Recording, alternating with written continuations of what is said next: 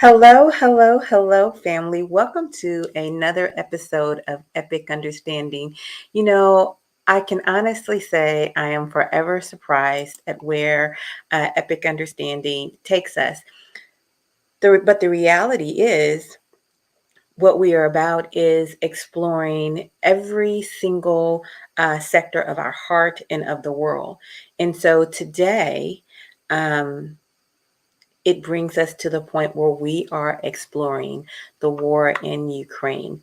I'm just going to be honest and say I never thought that I'd really be discussing such a subject matter as this, but I am. I am fortunate enough to have some exciting guests here with us today.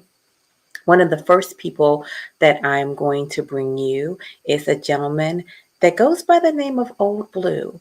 And he goes by that name in order to keep himself protected.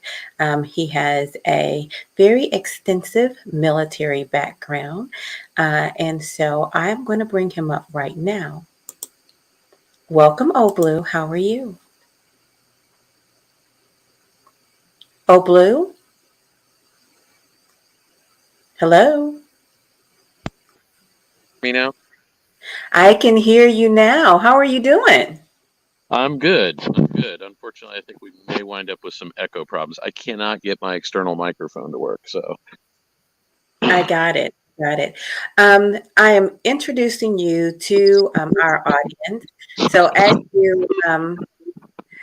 you kind of get yourself settled there, what I'd like for you to do, please, if you would be kind enough to, would you please tell us a little bit about your background? Okay, sure. I spent 33 and a half years serving in the Army. Um, I was trained as an infantryman, and I spent 3 tours in Afghanistan. 2 of those tours were as a combat advisor working with the Afghans directly, out and about in many villages. And uh, my second tour, I taught counterinsurgency at the counterinsurgency training center, Afghanistan. So, and also got to travel extensively in Afghanistan during that time. I'm a lifelong student of political science. Went to the University of Maryland, and so uh, that's my background in a nutshell. I'm obviously fairly old, and I have 4 children. So, Okay, okay. And why do you believe that you are an expert in speaking of things related to this war in Ukraine? well, I don't claim to be an expert in anything. Um, Or why should we be listening to you? Perhaps I should say it that way. Why should we listen to your thoughts as it relates to the war in Ukraine? well, because I've first of all, I was trained initially when I was a young soldier, and for about the first 10 years of my career, I was trained to fight against the Soviet Union.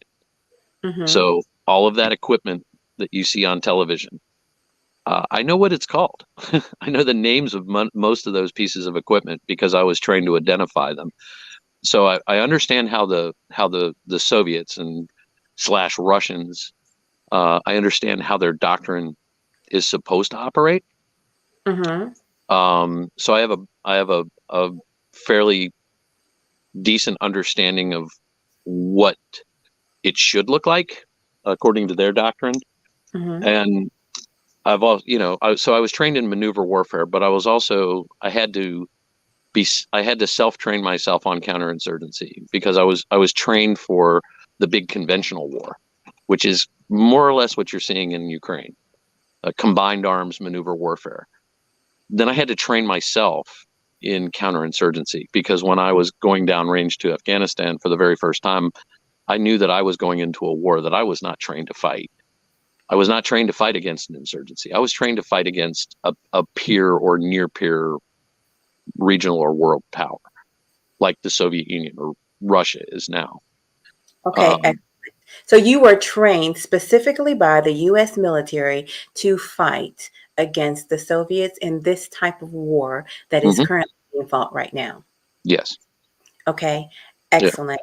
And so I appreciate your knowledge in this matter. Okay. So earlier this week we chatted, and you said that there were ways to fight a war. Can you please break down the different types of what ways that um, America fights wars? I think what I'm hearing in your question is that you're asking about the elements of national power. Yes, the elements of national power. Okay. The elements of national power we describe as we use the acronym DIME, DIME, Yes. and they stand for diplomatic, information, military, and economic. Okay. And can you please explain those in detail? Well, diplomatic, for instance, you've seen lots of examples of the diplomatic in the last 2 months. Mm-hmm. Nations speaking to each other. Um, even phone calls between the president of the United States and the Russian president. Mm-hmm. Um, you've seen meetings between the Ukrainian government and the Russian government, even within the last 2 weeks. Okay. So those are diplomatic, Okay. but also there's the pressure that nations can exert on other nations through agencies like the United Nations. Okay. So, the United States and other countries have gone before the United Nations, and they've had votes. 100 and I think there were only 5 countries out of the entire bunch that did not vote to condemn the Russians for the invasion. Of course, since Russia has a seat, a permanent seat on the UN Security Council, they can veto many of the actions of of the of the United Nations. So, but diplomatic is one of the key differences between this conflict that we see unfolding in front of us and other conflicts that we've seen in the last 20 years, like Iraq and Afghanistan and Kosovo and places like that, where the UN was basically consulted beforehand, complaints were made before the UN, votes were taken, resolutions were made. The Russians have not pursued that in the United Nations. As a matter of fact, they were telling the world right up until the last minute that they were not going to invade. So that's diplomatic. Informational, we see that every day, both through our own news media. We see the Russian media. We hear about the crackdown on information in Russia. That's information warfare. Uh, the stories that they tell of why they've invaded Ukraine. So they've got their narrative. Everybody has a narrative, and the effectiveness of that narrative, and how consistent it is, and so forth, and how truthful it is, or apparently truthful. So Mhm. what's plausible, what's believable, those things. So the information is the stories that you tell, basically, about what you're doing. Military is obvious. Mhm. Um, and while military is the primary means that you see Russia and Ukraine interfacing with each other at the moment, we are not interfacing primarily militarily, because if we did, that could escalate into World War III. The economic is, in this case, in our response, in the Western response, is the primary response in this case. And we see that manifested in the sanctions. But economic power can be manifested in a lot of ways and utilized in a lot of ways. And we see both positive and negative. For instance, we felt that investing economically in China would cause them to liberalize and become more democratic. Mhm. Um, and it for a while actually appeared to move things in that direction.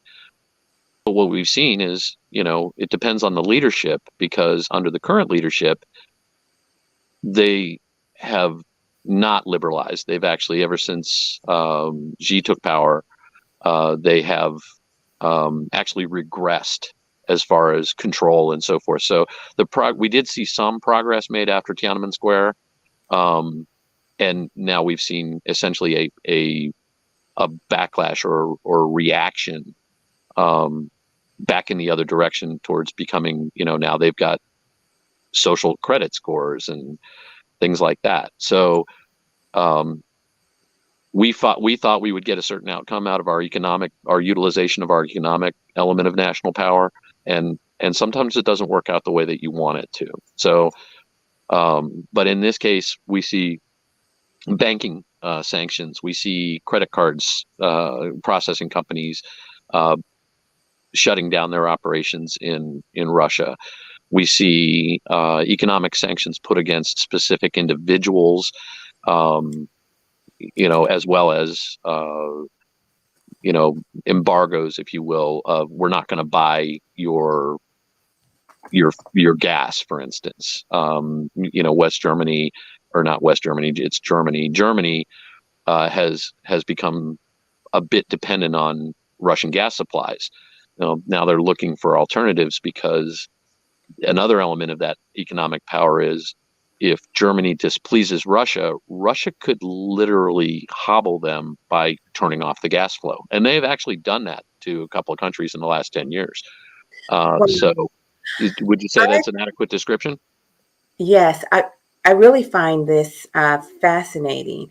Mr. Pelu has joined us, and I want to really bring him into this conversation, although I think he might be frozen, unfortunately. But since we've gone down this path, I do want to really thank him for introducing me to you. He is actually the producer of this particular episode, and officially my co-host for this evening. I think there has been some technical difficulties. So if you haven't noticed, he's kind of been popping in and out. And I'm going to ask him to scoot into the light, because I can hardly see him. But hopefully those things will get worked out. But just to tell you a little bit about the work that Mr. Pelu has been doing, he has gathered the guests for me today. I believe we're expecting someone else who has a strong historical reference, or a historical expertise as it relates to the history of Ukraine and Russia. And so I'm very excited about the work he's done. And I also want to share just a clip here of some work that Mr. Pelu did interviewing some people for us. So here is his first interview at the Ukraine Embassy in Washington, D.C. Hello everybody. Yes, I'm in front of the Ukrainian Embassy, and I'm with one of the well wishers of Ukraine right here. Ma'am, give us your thoughts and opinions about what you think is going on in Ukraine and what should be done and everything you want to talk about. Well, I think it's butchery by Putin, but that's what he does all the time. It's butchery by Putin. That's what he does all the time. Yeah. Is it similar to do you see parallels in other things you've seen in history? Absolutely, and only in the last 10 years, and he's the one to blame. Okay, he's the one to blame. He's the one to blame, because I know there's Ukraine, there's Georgia, there's everything. So hey everybody, that's one opinion from the streets of Washington D.C. in front of the embassy of Ukraine. Pelu time is important for Brain Society. So I stole him from Brilliant Society, everyone. But thank you, Mr. Pelu, for sharing that raw footage with us. Unmute yourself and tell us your thoughts. Yes. Thanks for having me. I love to be. I'm loving this. It's something that we need to cover. It's an important thing. We call the program Blood Brothers War for Ukraine. Because we recognize the interconnection of these people, just like we recognize the interconnection of all of us, and we're looking into the history, the causes, and possibilities in this conflict. Because in this ongoing conflict, the world has to be on high alert, especially us in America being the superpower of the world, and this and the third. What is the global order? What is to come? What should we expect? What caused the situation we're in today? All these things should be considered, and that's why we're doing the show, Blood Brothers.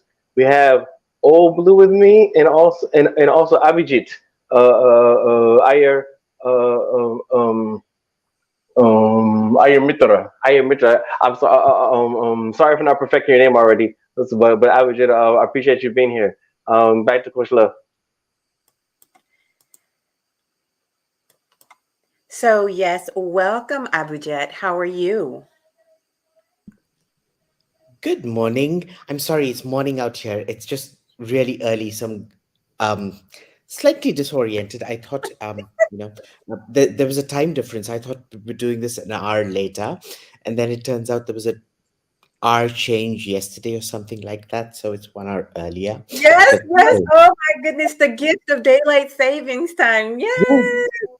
yes, the curse of daylight savings, as far as I'm concerned, because we Well, don't yes, you have know that what? here. Yay! Yes, you know what? So, Well, we can just take it with stride, enjoy.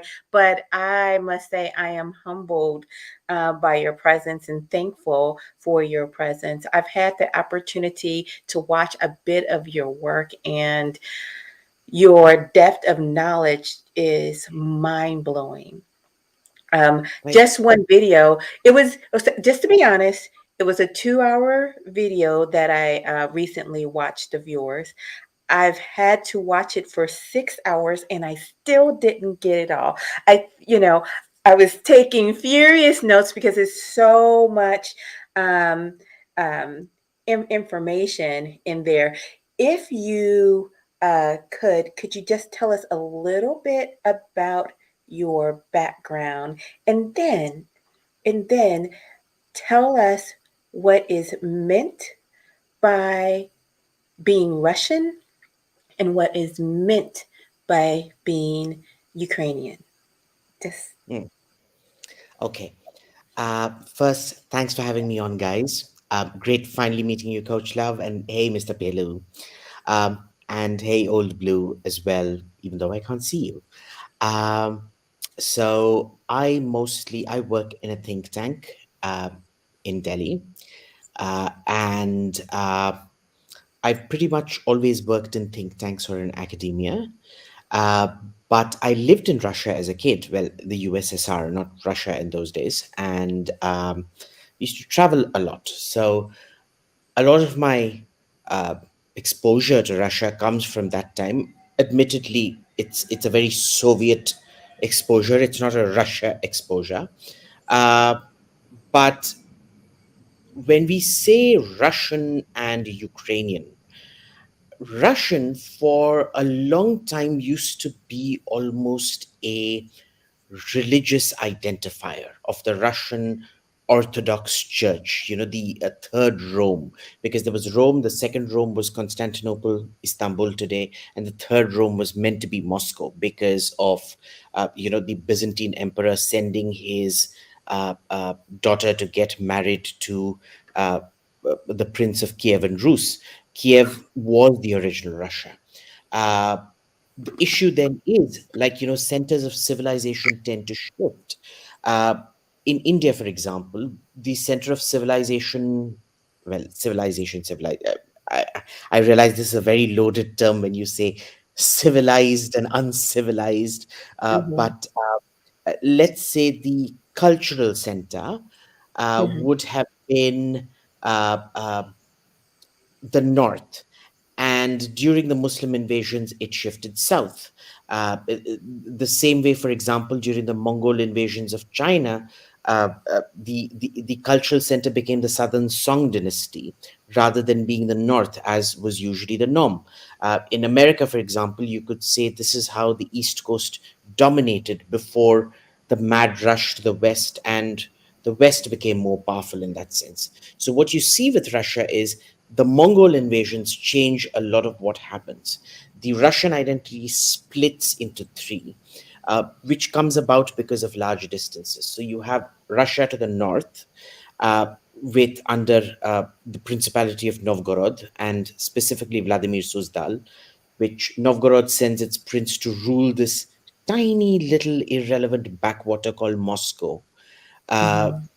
which later absorbs Vladimir Suzdal and then absorbs Novgorod and becomes the new Kiev in that sense. Mhm. And therein starts our story. Because Kiev and the surroundings were the most agriculturally rich regions, they were also Mhm. just completely depopulated by the Mongols to a large extent. Uh, Not just depopulated in a sense, but decultured.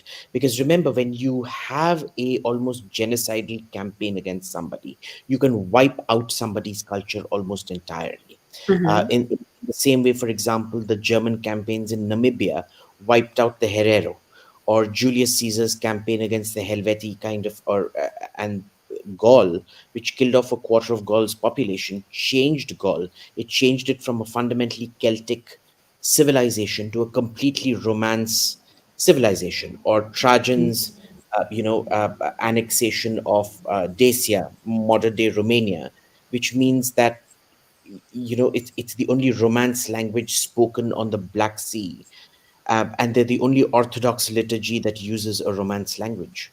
So there are lots of examples of this kind of extremely violent campaigns happening.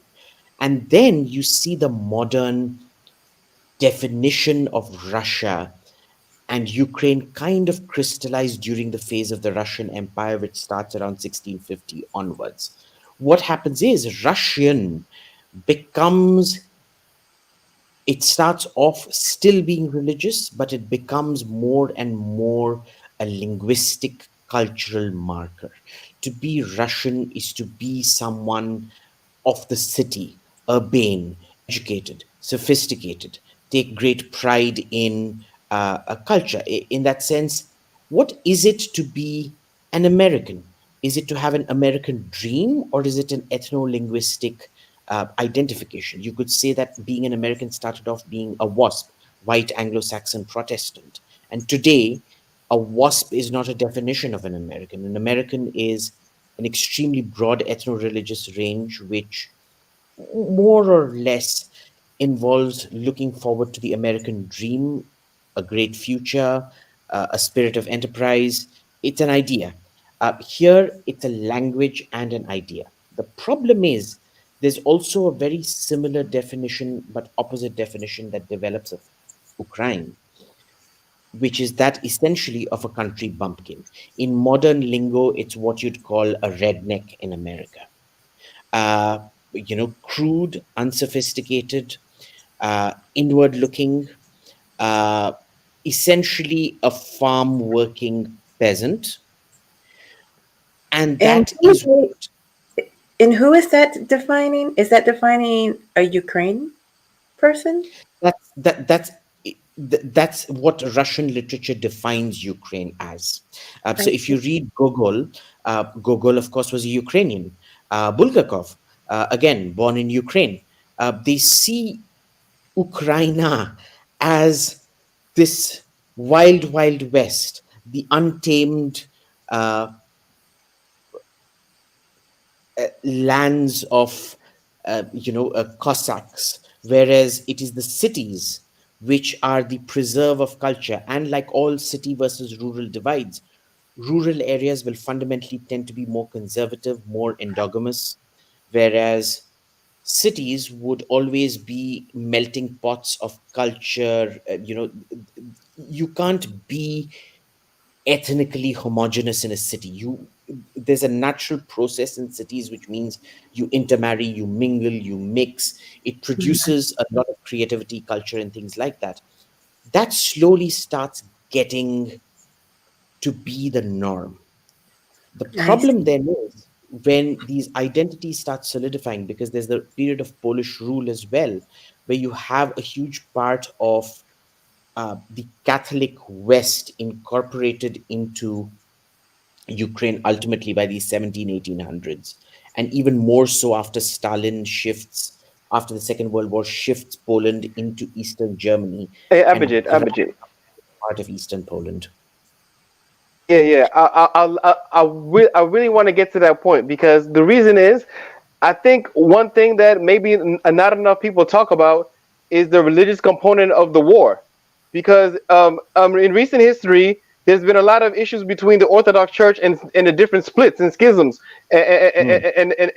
and if you know about that, and the Muscovite patriarchy is holdings in Ukraine, or the historic holdings, these new schismatic churches are taken from what the Muscovite church sees to be its historical territory and its historical jurisdiction. So it goes even into the religious aspect of Russia being what you said earlier, a religious identity, because the Russian was an imperial identity tied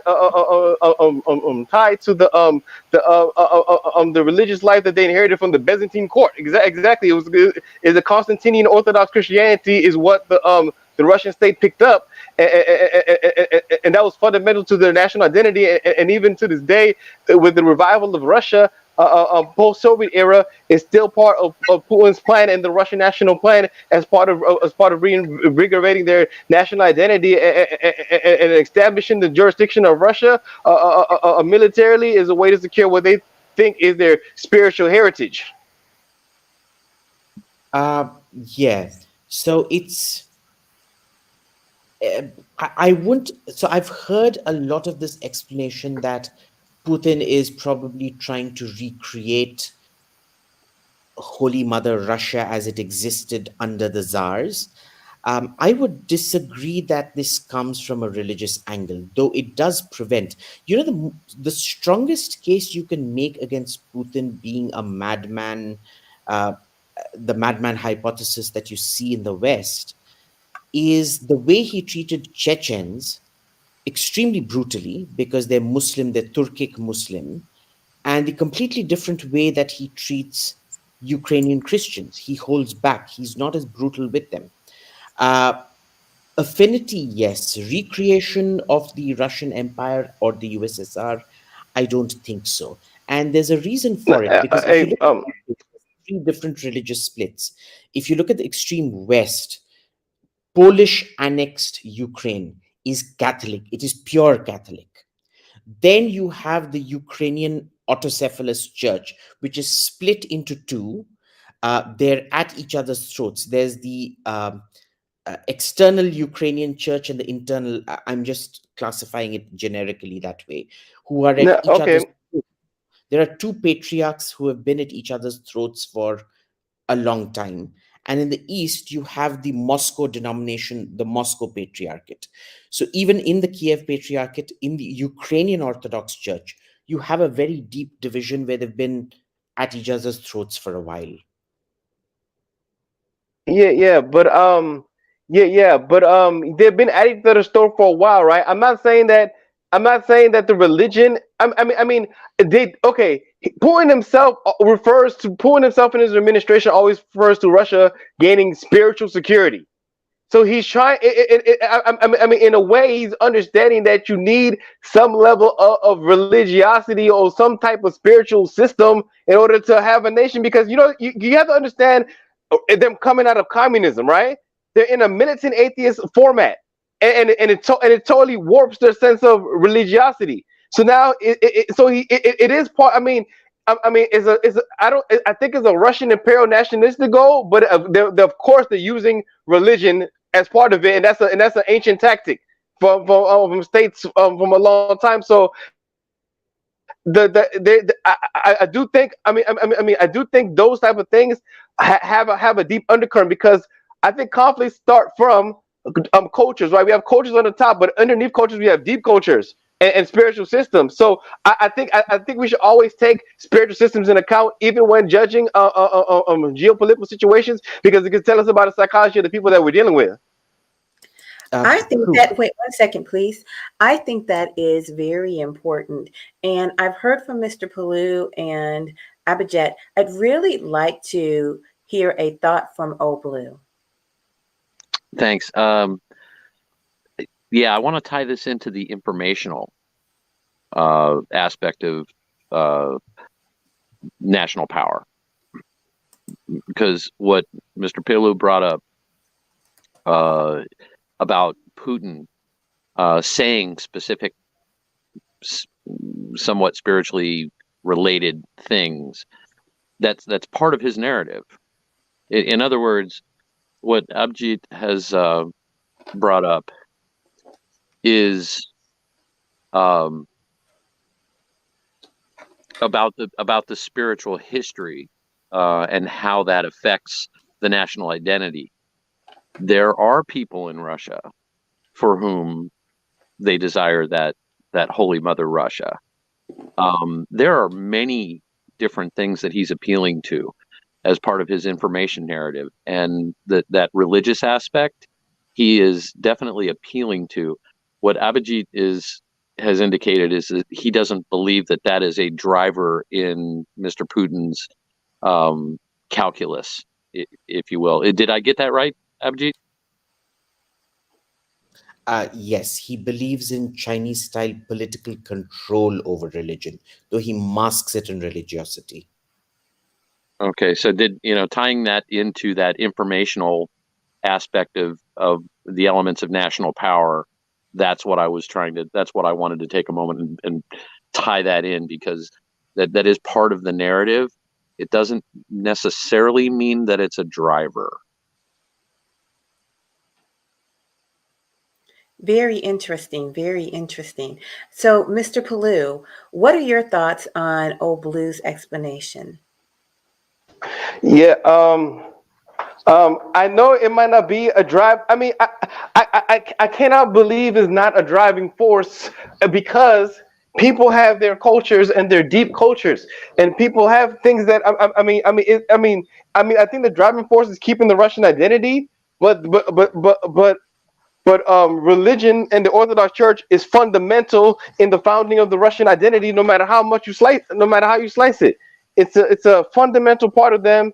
And in rebuilding their culture, they have no other recourse, because people need a certain culture. It's not that it's really.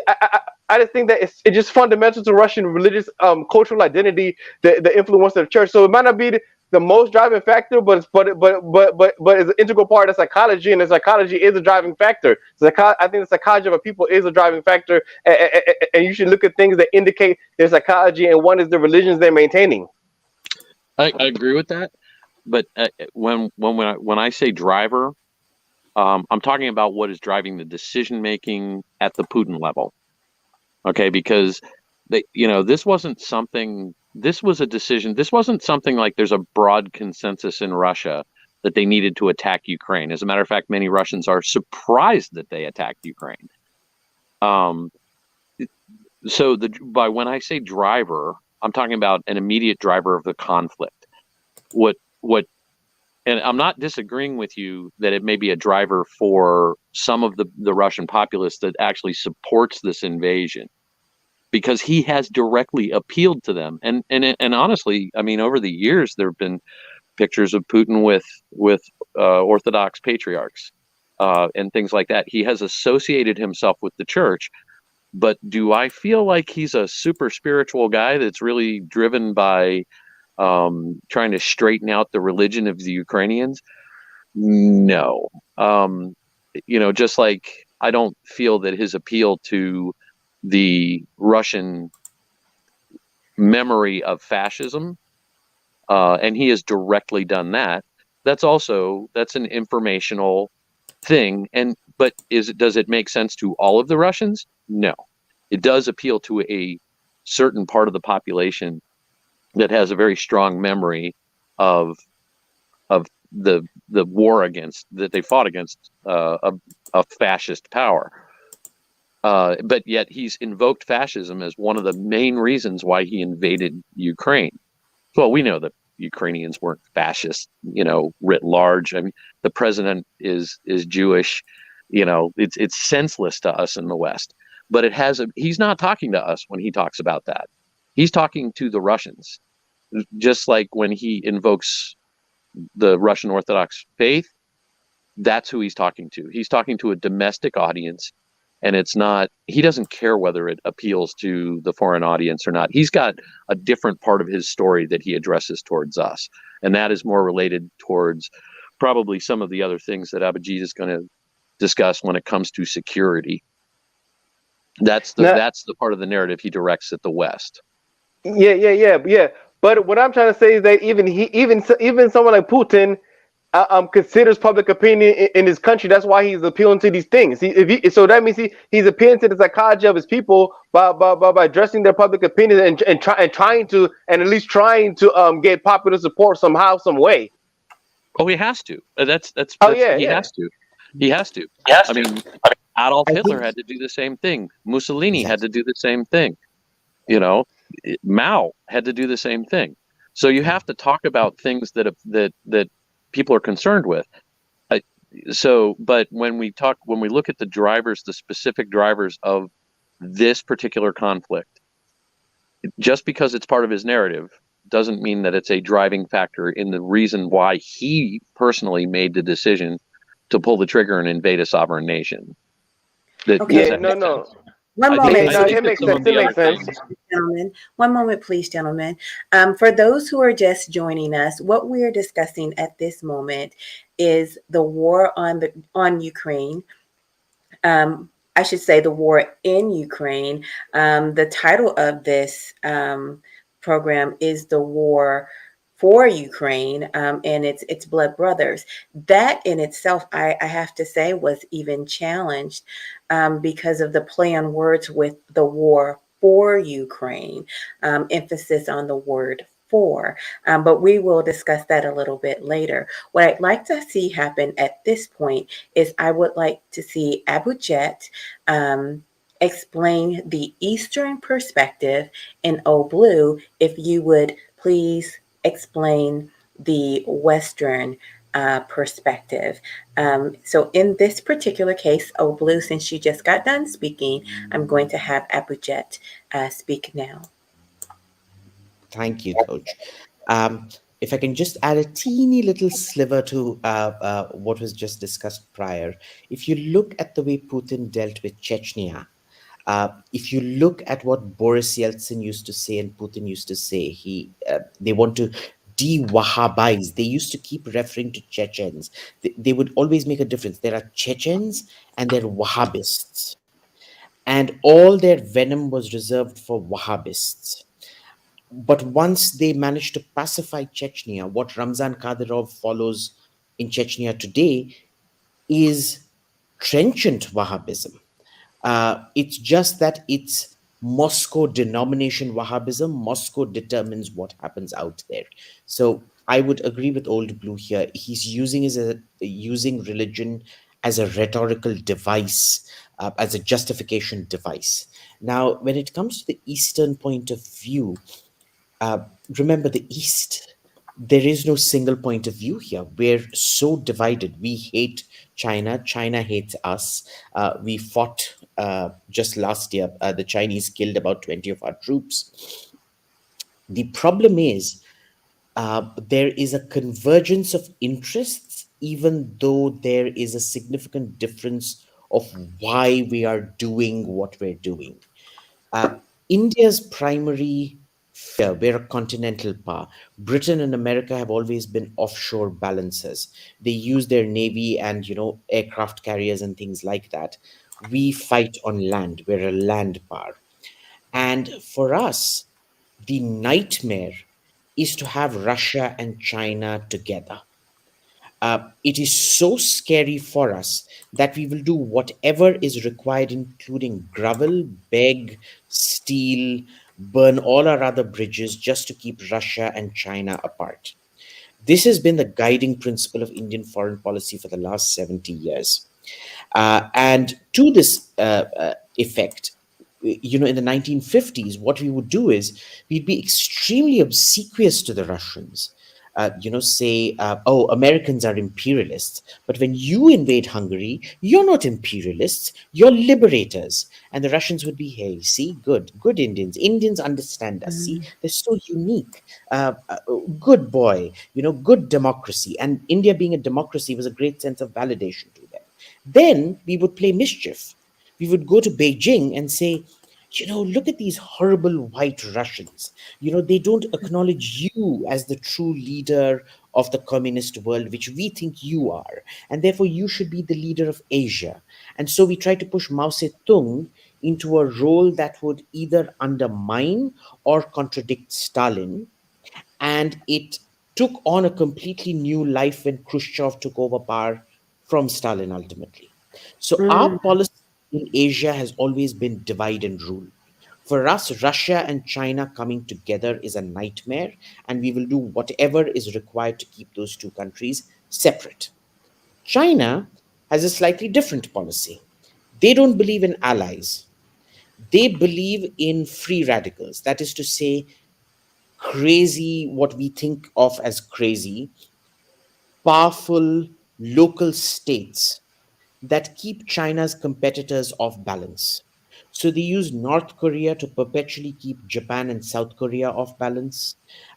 They use Pakistan to perpetually keep India off balance. If required, they'll supply you with nuclear weapons, but mostly it works through not China being the disruptor of the status quo, but the local client state being an extremely risk accepting violator of the status quo.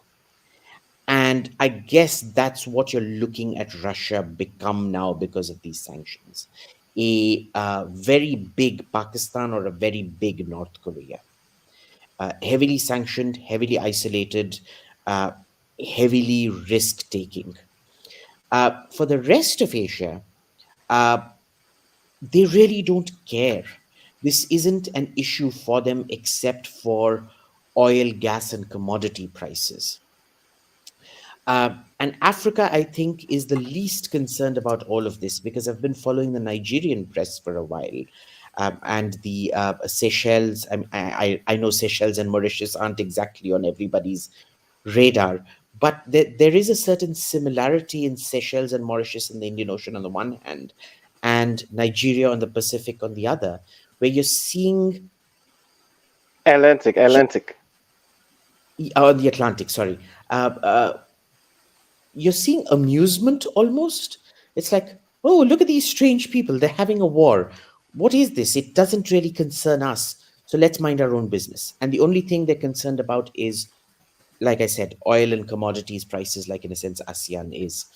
So uh, it's it's either indifference or in India's case, it's alarm which needs to placate Russia, or in China's case, it is glee, a hidden, unexpressed glee, which they're thinking, yay, now we have a major league pariah state that's going to do more or less what we tell it to do. Oh my goodness. Um, you gave so much information in your summation. It was quite overwhelming. The cat and mouse game that is being played is, I just had no idea. I absolutely had no idea. So it's very eye opening. Oh, Blue, would you please share the Western perspective as you understand it? And then, Mr. Pelu, I would like you to please take over the questioning. Okay. The West views this potentially as a continuation of the Soviet Union, or potentially basically getting the band back together. I think there are a lot of people in the West who view Putin as having basically announced that he plans to get the band back together. And, that is actually a phrase that you hear some of the foreign policy wonks using, specifically getting the band back together, essentially reestablishing the Russian Empire, as it were, and being in direct competition to the same level, it seems, with the West as the Soviet Union did. We view the relationship between China and Russia, which is typically bordered on adversarial, if not been outright adversarial. They did fight a border war in 1968 against each other. It was a hot war. It was was brief, but they killed each other on the border between Russia and China, and we were pretty comfortable with that. However, seeing the new relationship where essentially China has just signed a couple of extra trade deals with Russia. They upped their coal buy. They're upping their petroleum buy. There's been conversation that they will form their own payment system, or that there is a payment system either developed or in development, that the Chinese will just say, that's fine. We'll just form essentially our own economic sphere with you. I think there may be concerns about how we should deal with China in relation to this. And I know there's been some, again, a kind of a crossover between the diplomatic and the information aspects of national power.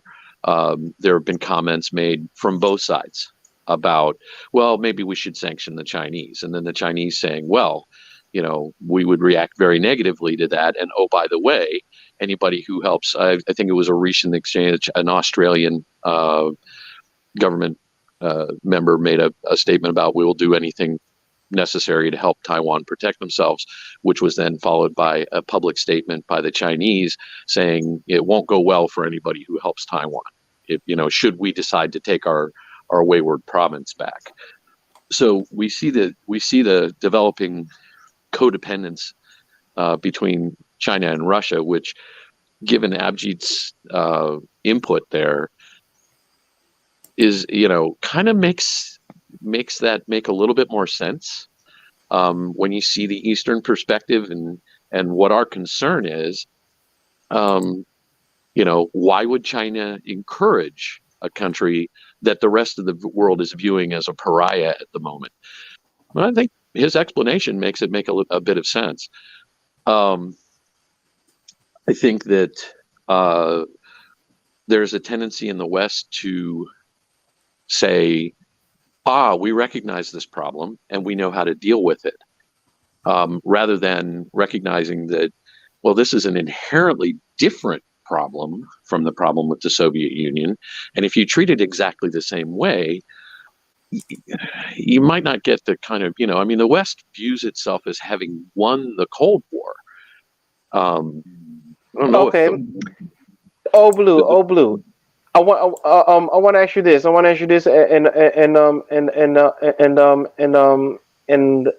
just like you said, they think they won the war, right? They think they won the war, but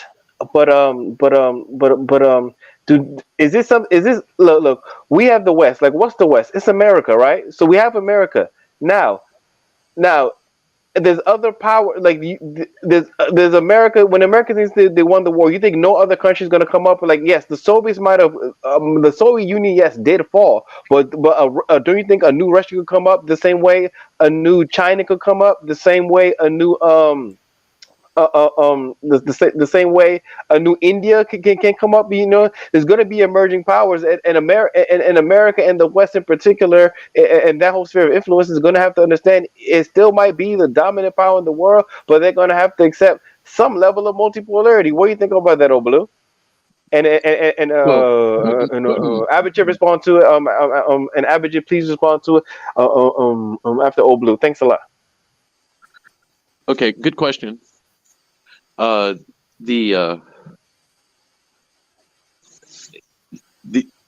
things are always going to change. Okay. I think that in the West, though, I think that we if you look at like the people that analyze this situation, the pundits, the people that are out there telling their stories, telling their viewpoints on it. You can go to any television, any network news channel, or you can go all over YouTube and find pundits of various qualifications talking about it, sometimes for hours on end. And I guess in a sense, that's kind of what we're doing here. But among the folks that might get called in by one of the major networks in the United States, they look at this problem through the lens of what our most recent experience has been. right?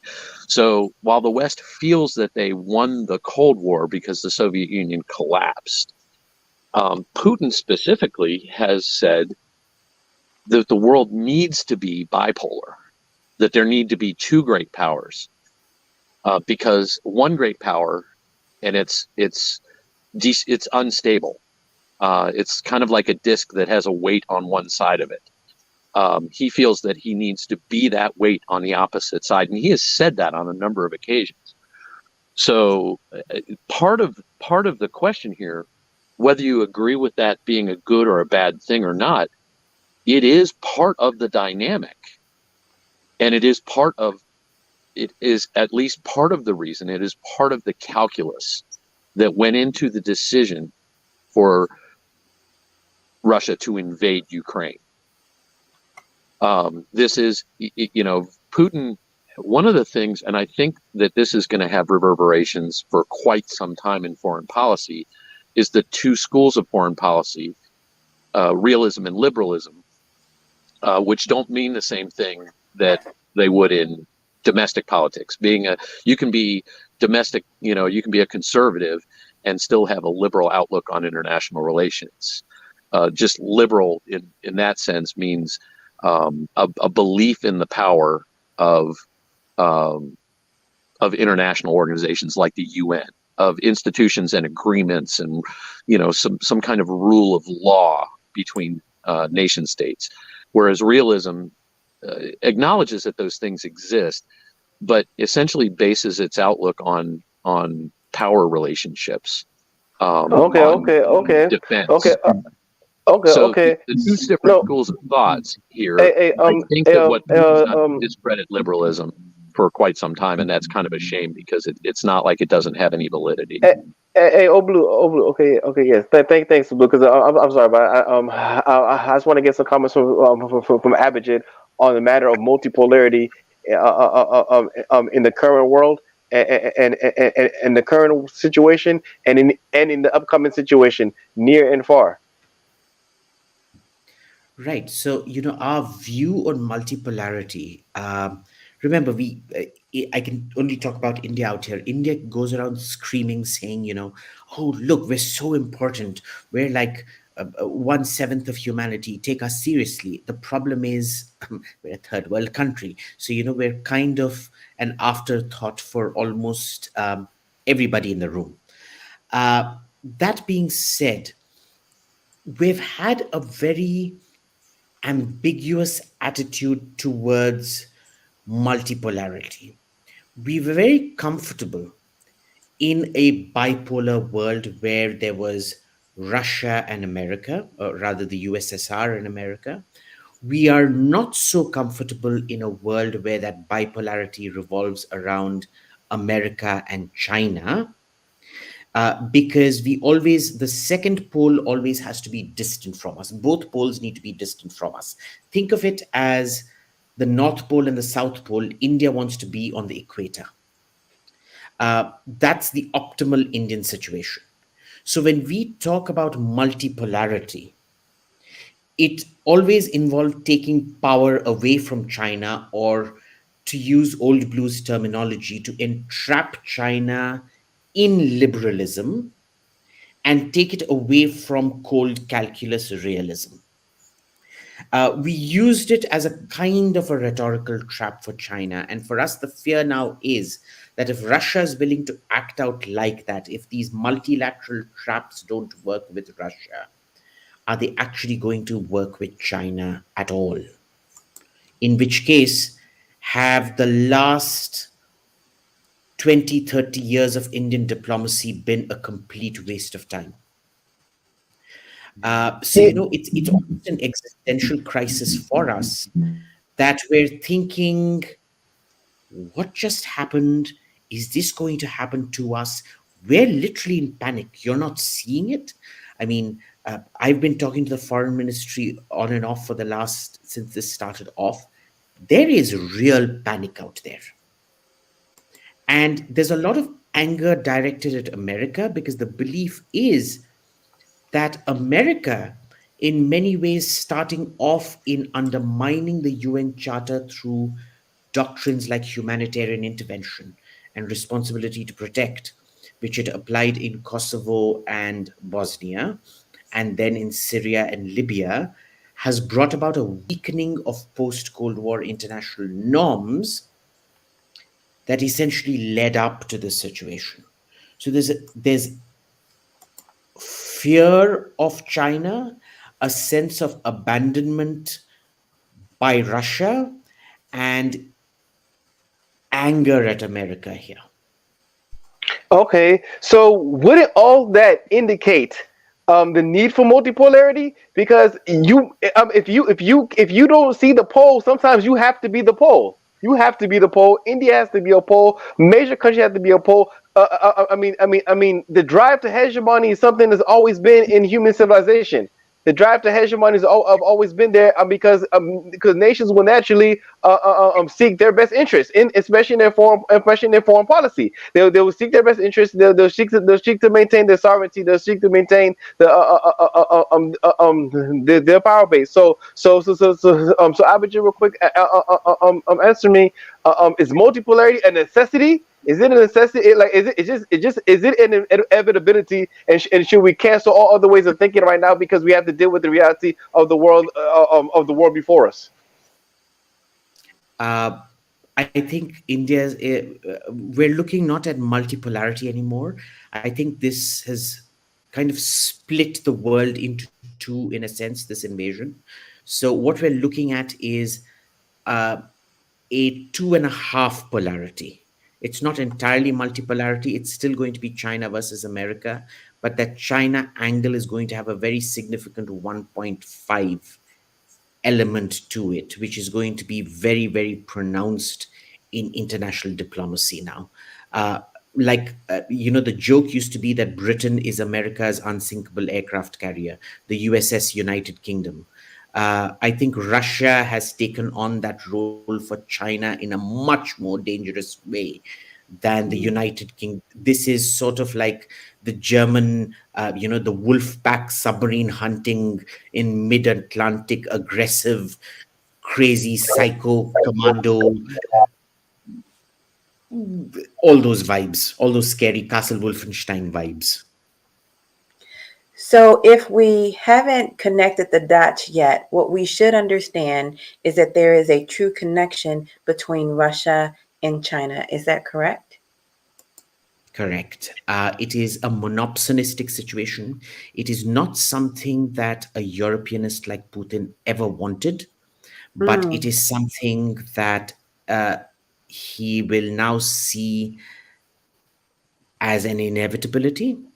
And that would have been a huge, bitter personal pill for him to swallow because he is fundamentally Europe obsessed. He is a Europeanist. He believes in Europe's civilizing mission, more so than Russia's even. And therein lies the tragedy of all of this. Oh my goodness. That's interesting. First of all, I'd like to say, Mr. Pelu, you've identified yourself clearly as a realist in your approach to international relations, because of that, you discussed power relationships and hegemony and things like that, and that's the way that realists view international relations, as essentially an anarchy where power relationships tip the scales, and there is validity. There is a tremendous amount of validity to that outlook, but what I was mentioning before was that liberal international relations outlook, with that dependence on international norms, or heavy reliance on international norms and international organizations and things like that, viewing the world as we can get together and do positive things through these organizations. That viewpoint, which fell into huge disfavor after World War II, in the West at least, you see our foreign policy was dominated by realists, and then later heavily criticized after the fall of the Soviet Union. We began to liberalize foreign policy, at least in most people's minds, where the UN was actually some people in the United States fear the UN. And because they viewed it as being potentially given that much legitimacy to where it could literally tell the people of the United States how to live. That viewpoint, that liberal viewpoint of working towards those international norms and governance, if you will, and rule of law, that viewpoint is going to be as damaged by what Russia is doing currently as it was following World War II, when liberalism is associated with Chamberlain getting off the plane, waving a piece of paper and announcing we will have peace in our time. I mean, so again, Incredible. We're at a point in the program, and we are going to keep going, but I want to thank everyone who is viewing us and who has come to share their ideas. Part of our community is called Loveland, and it is a place where we gather to continue talking about these particular ideas. And we have a member of Loveland who has stepped up to express his thoughts and feelings on the program. We will go back to our guests in just a moment, but Joe, please do come up.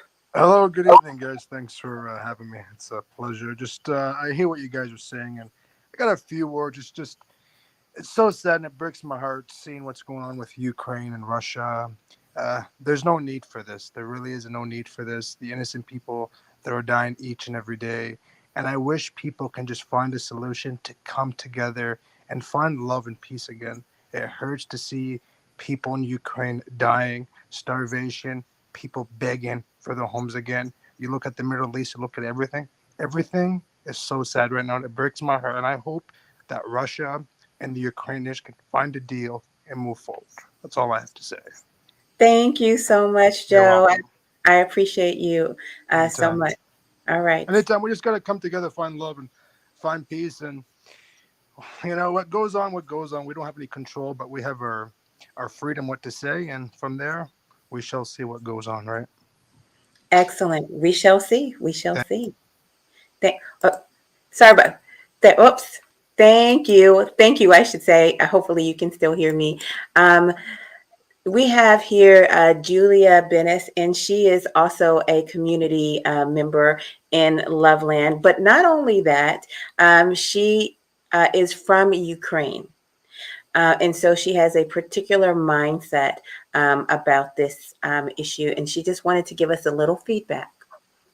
Hi. Thanks for bringing me up on here. I appreciate it. So, yeah, there's a lot, obviously. I'm not a politician. I'm not an expert in anything military or anything you're really talking about. I'm just a person, a human, and someone who was born in Ukraine. My mom was born in Ukraine. We lived in the Baltic states and Latvia. But someone who has been through or lived through the Soviet Union, we escaped, we came here to United States in 1989 before the collapse of Soviet Union.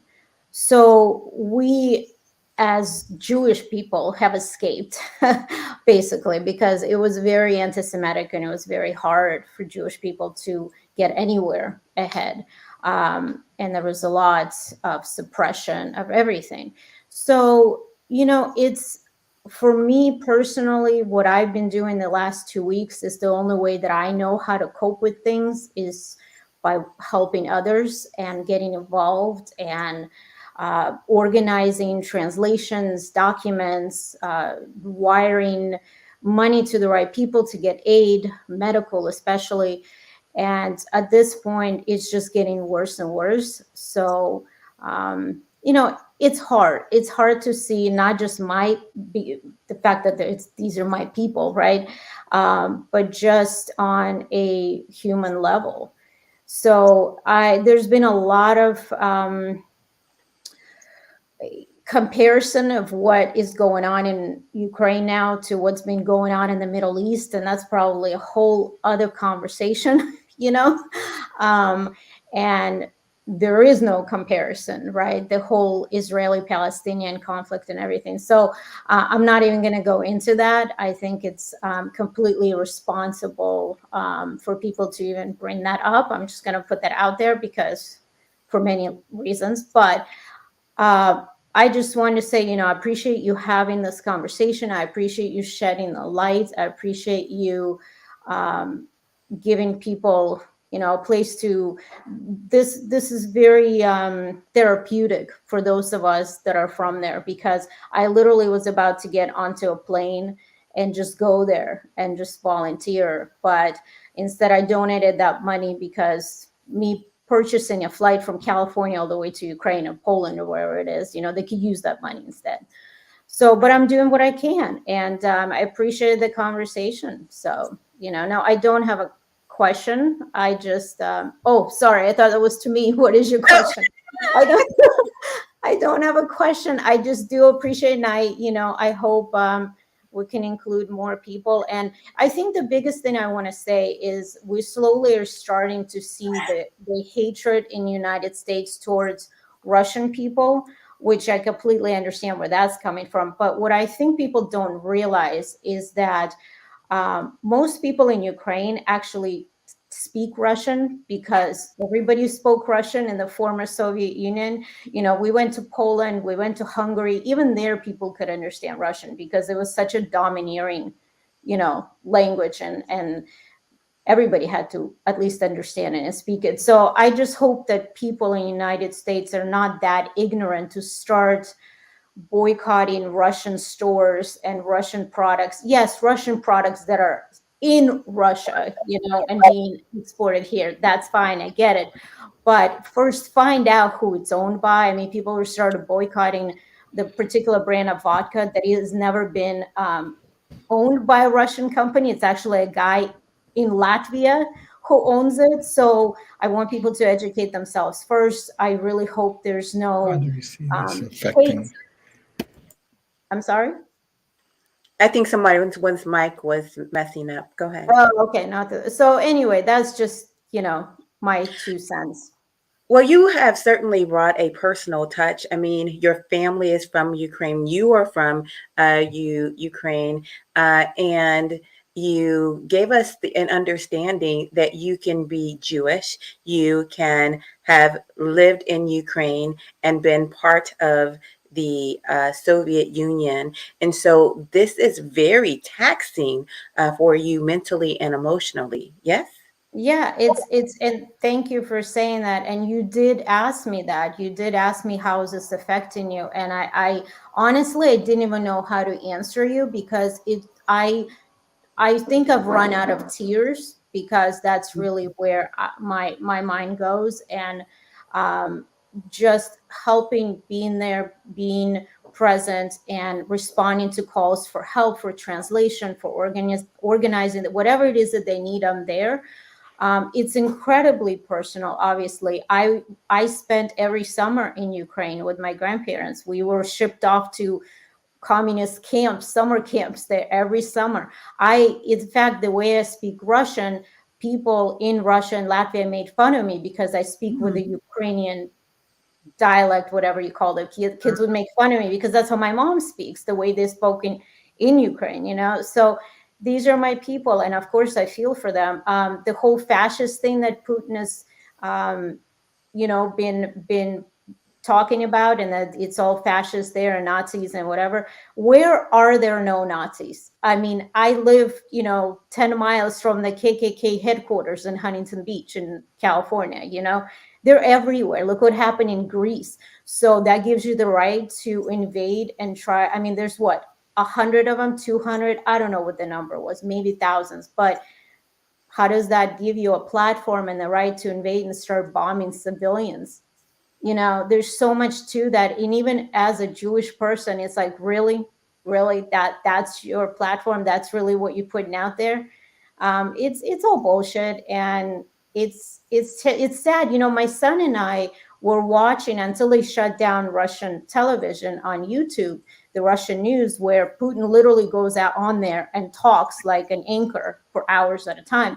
And we said that we really wanted to hear in Russian what he was saying, not translations, not, subtitles. And he is literally sitting there going, do you remember the good old glory days of Soviet Union? Do you remember how we were all together, Ukraine and the Baltics and Kazakhstan and Armenia and Azerbaijan and all of those republics, right? And I'm sitting there going, this is it. This is it. My thought has always been is that there's two reasons why he did this. One, he truly wants to get the band back together, so to speak. And two, the dude couldn't stand the fact that a Jew is running a country of Ukraine, the biggest country of Soviet, the old Soviet bloc, where there were over 400,000 Jewish people. It's the third, I believe, it's the third largest country with Jewish people. You think they would still be there if it was fascist and Nazis and whatever it is? He just couldn't stand it. That's just my own personal opinion. Again, that's probably very stupid and shallow, but yeah. Anyway, I could go on for hours. Well, that's fine. I really appreciate your personal thought and how intimate you have been with us. I appreciate you very much.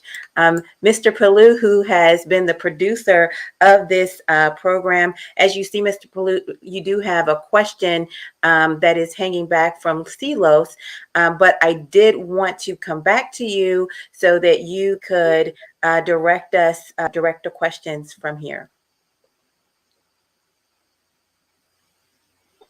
Yeah. So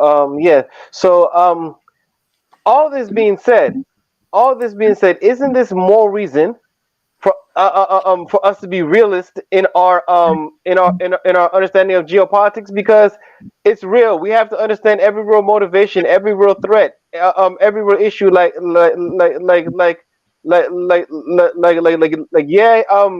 and them, they might be using propaganda and this, that, and the third. When they're talking to their people, they might be trumping things up for domestic consumption. But in the end of the day, there is they're not going to war for no reason. Whenever you go to war, is a possibility of taking losses. They're not taking losses for no reason. It's something they really want. Something they really want out of this war. And if we are to avoid these type of things in the future, we should understand the motivations of all the players most accurately, so we can make the best policies to accommodate people who have the ability to act geopolitically to the point of being able to launch military expeditions, especially under a nuclear umbrella, the way Russia the way Russia is. Blue, can you speak to that? Oh, no. I mean, I think you've got a good point, is that realism should always be part of, you can't ignore those power relationships. You can't ignore that these relationships exist. And as 𝐁𝐵𝐃 demonstrated, sometimes go back millennia, some of these relationships and competitions and so on. So, yeah, I mean, keeping that always has to be a part of it. But what we've seen here is kind of a sea change in one respect, which is that in previous interferences of one power or group of powers into the internal affairs of a region or a specific nation state, think, 𝐁𝐵𝐃 brought up two of them, and I would submit Iraq, Afghanistan, Bosnia, Serbia. Those were all discussed beforehand in the United Nations, and cases were made for why action was needed. And not disregarding his comments on the humanitarian reasoning behind some of these interferences. This is different in that there was no complaint made. in the official forum. There were complaints made on the world stage informationally, but it's not like Russia went to the United Nations and said, we have a grievance. We see something in Ukraine that needs to be fixed. And we demand that the world recognize this and perhaps even authorize us to take action to resolve this grievance that we've recognized. That did not happen. And that is international liberalism also has a point in that in order to get someplace as humanity, there's going to be need to communicate. There's going to be need to have international norms. There's going to need to, I don't know about international, like a world government, but significant compliance, at least by the major players, with these norms and what we'd like to call laws. But, are there any real laws in anarchy? Mr. Putin has just demonstrated that no, there isn't. And basically what makes him right in the end is I've got nuclear weapons. So if you interfere with me, I might just clobber your entire civilization.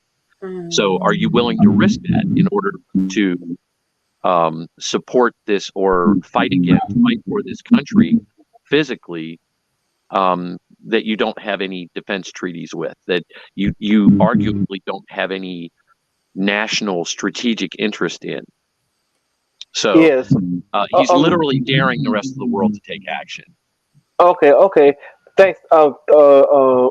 Great commentary, Old Blue. Hey, Abhijit, how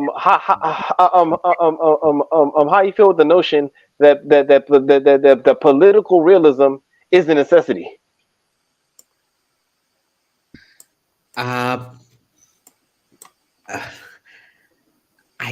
I think more than a necessity, it's think of it this way. I'm going to make my explanation a bit anthropomorphic. Think of realism as the real nature of a human being, which is essentially an evolved primate who still has extremely violent tendencies. And you need the ruse of laws, religion, etc., to control that violent evolved chimpanzee. I think the fight is constantly going to be between, religion, law, concoctions like human rights, laws, human rights. These are all human inventions. They're as notional as, say, paper money or the intrinsic value of money. You need that to control. Now, the problem is the nature of a state is always predatory and violent. We have evolved these patterns of behavior that kind of keep us under control, that, kind of keep the collective violent chimpanzee under control. The problem is that when somebody decides that some laws are worth breaking for the greater common good, you've then, let the animals out of the zoo. And that's unfortunately what's been happening with human. I think of all the things that triggered Putin to go this way, other than his own specific security concerns with NATO expansion eastwards, it also had to do with a lot of the humanitarian intervention. Take Kosovo specifically. With Kosovo, what happened was, you say that, responsibility to protect, humanitarian intervention is very important.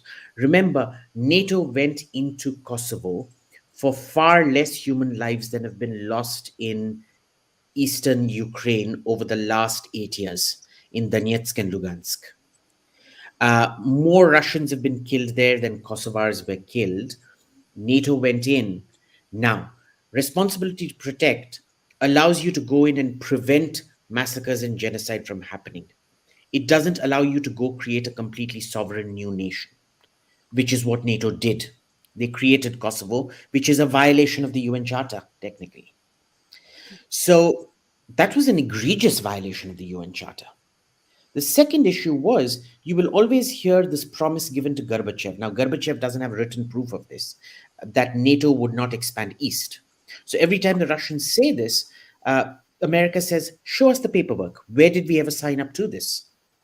The problem is, it was the exact reverse of that used in Libya.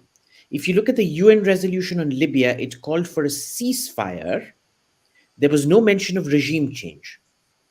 Instead, what ended up happening was America went in and did regime change under the guise of a ceasefire. So there have been so many violations of international law. Now, if you look at targeted assassinations, drones, the Israelis started off targeted assassinations against the Hamas leadership and things like that. And their belief was there is a rule in international law. If you do things often enough, it has a normative value equivalent to jurisprudence. I think American humanitarian intervention happened often enough to erode that set of laws which we had held as being the new normal after 1991, after the Cold War, where we thought, oh, there's this bright new world awaiting us at the end of the rainbow. And sadly, it wasn't the rainbow for too many people around, and Russia drew all the wrong lessons. You'll always have that class bully. That's Okay. very- That's Okay. very- So Silos, right? Yeah. Yes. I was just about to say, Silos. I heard you had a question, Silos. Thank you Yes, for coming. yes, I do. Can you hear me? Yes. Do you hear me? Okay, fine. All right. Yes, I for some reason it's very loud on my end. Everyone speaking sounds so loud on my end, but great. Well, thank you very much for allowing me to first of all ask a question and also make a comment. I'm a candidate for ambassadorship with the African Union, so I sit every week, every Monday and Wednesday at the summit, online with the summit and the parliament that I am embarking in the African Union. It's also have a lot. We have a lot of ambassadors that sits in the world peace, and we deal a lot with the United Nations and the ambassadors, right? And so I'm going to view this from that perspective, you know what I'm saying, and also from an historical perspective. I don't watch the news that much, so I know what's happening with Russia, Ukraine, China, with Taiwan. So, but I don't watch the news because I don't rely on that particular news to give me the proper information that we need. You know what I'm saying? That's just the way I am. I just don't see that happening. But I do like to visit sites like the World Economic Forum, the different international sites. I do visit that, and I study intensively on social studies and stuff like that as a student at NYU. So this is what I want to say. When you see a civilization, before I ask my question, it's going to lead up to what my question is about the fourth industrial revolution, how this impacts it. But when you see civilization, you study the different civilizations. Before a civilization gets to the point where it starts declining, and you can also look at it like, for instance, the other podcast that was on here about astronomy. So that deals a lot with it. When you look at, because at one time, I don't know if you remember, a couple of years ago, there was this whole big talk about the conjunction, how the planets were lining up and the resetting, the currency reset from the United Nations, from the debt facility organization at the United Nations. So it was like a reset of things. The economics was reset. And this is the thing that happened globally. That was the narrative. That was the talk. Everything was being reset globally around the world. you know what I'm saying, economically. So what I'm seeing now and reading in the World Economic Forum that it it it it devastated a lot of the economics, especially in China. They're seeing a drop in their manufacturing, their economics. Russia also. And then when you look at Ukraine in the United Nations, Ukraine was on top of the list of the development of sustainable energy. You know what I'm saying? And so you see this happening. So it's a change of guard. And so when that happens, and if you have a country like Russia or China relying so much on fossil fuel, and they're seeing a drop in that in the Middle East, they're going to get upset, or they're going to try to preserve themselves, because in humanity, that's what moves us to sometimes like what's his name? Ashish said about the chimpanzee acting violently, because every human, every family, every nation wants to preserve itself. And so when they rely so much on the economics, relying, which is normal, which is the proper thing to do, it's economics at the end of the day. And then when that happens and there's a reset, it kind of like sets off war. War is a money machine. You know what I'm saying? In other words, I really agree with you on that. I also want to let everyone know that 𝐁𝐤𝐫𝐚𝐢𝐧𝐞 is a member of the Loveland community, and he is a honeybee. So I thank you so much for coming up. You had a very specific question that you wanted to ask Old Blue. Please do so. Yes. So what the question I asked is, so how does this impact that fourth industrial revolution? You know what I'm saying? And that is the Internet of Things that changed. Because I'm seeing a lot of commercials now about the electric cars. They're rolling out the electric cars. So that means all the fossil fuels is going to be gone. So how do you feel? How is this impacting, the fourth industrial revolution and the development of sustainable energy and if you know what I'm not sure that everyone knows what the fourth industrial revolution is by now. You know what I'm saying? So if you could give us at least your working definition to start with, that would be awesome. My working definitions of what? Of the fourth industrial revolution? Yes. Okay. Well, it's the Internet of Things, the introduction of blockchain technology, cryptocurrency, sustainable energy, getting away from fossil fuel and getting into sustainable energy, wind energy, solar technology. It's that industrial, electronics. It's the Internet of Things. It's the, so we went from a mechanical industry back in 100 years ago when it came to the introduction of machinery. But now we're coming into the introduction of what's the proper term for that? The cryptocurrency, Internet of Things, the technology right now. You know what I'm saying? That we're in front of, like the electric cars as opposed to the fossil fuel cars. Do global supply chains, do they feature in the fourth industrial revolution? Global supply chain. Can you define that? What do you mean by global supply chain? I mean, it would impact that if I'm getting where you're coming from that, but explain that. Global supply chain. Yes. You may have, for instance, iPhones are manufactured in China. Not all of the components for that iPhone are manufactured in China.